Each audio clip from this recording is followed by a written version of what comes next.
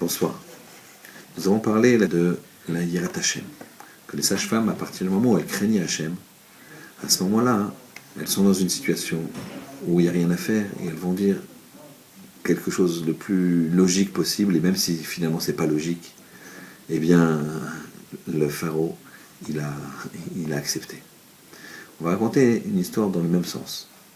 Un jour, ça s'est passé à l'époque en Constantinople, où il y avait un sultan qui était conseillé par ce qu'on appelle un paki. Paki, c'était on va dire son ministre religieux, qui était bien sûr musulman également.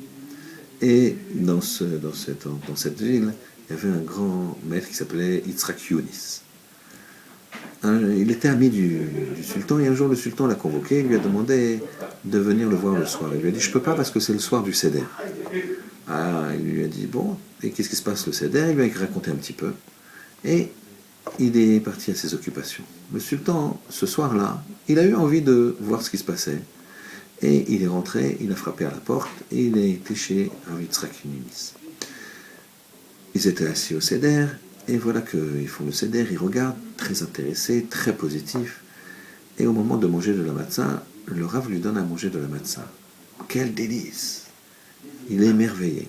Quand il rentre au palais, il fait goûter sa femme de la matzah qu'il avait pris soin de prendre, en quantité. Et voilà que sa femme, ce soir-là, le soir du Seder, elle mange la matzah avec un goût extraordinaire.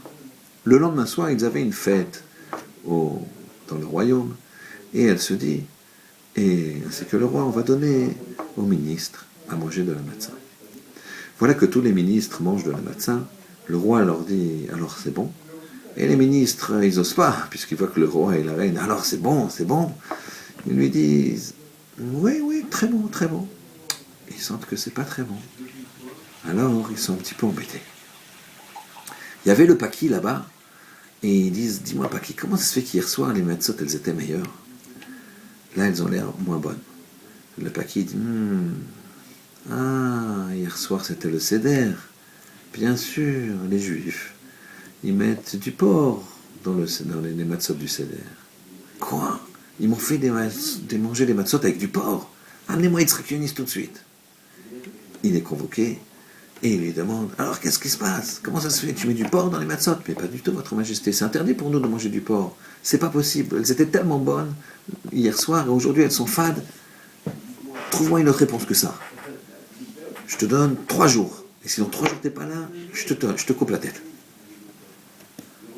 Yitzhak Younis est désemparé. Il étudie, il commence à somnoler. Dans son rêve, vient Eliyahu Hanavi qui lui dit, retourne tout de suite chez le roi. Immédiatement. Et dis-lui que tu as trouvé la solution. Et il se réveille. Il a l'aïmouna en Hachem.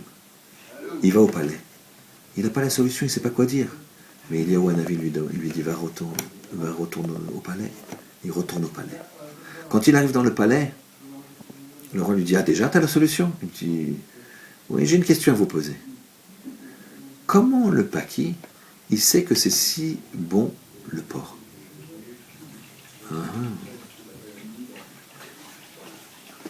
Je sais pas. Ben demandons-lui, allons le voir. Le sultan il dit, le soir comme ça le paki il monte aux cieux, on ne peut pas le déranger. Il dit, j'aimerais le voir quand il monte aux cieux. Alors le sultan dit d'accord.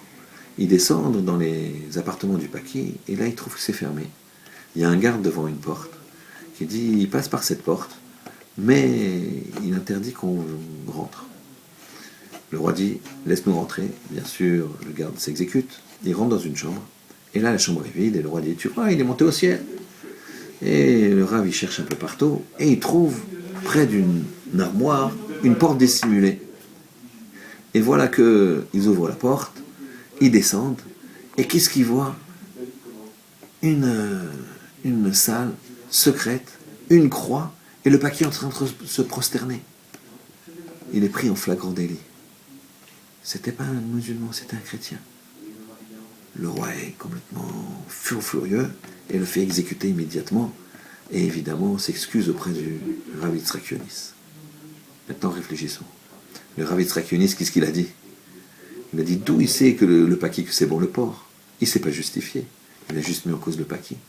C'est pas le problème, le Paki. Le problème, c'est le Rav. Et pourtant, Eliyahu Hanavi dit, vas-y. Lui, il a l'Emouna, il a l'Yirat Shamaim, alors il y a été. C'est la même chose pour nous.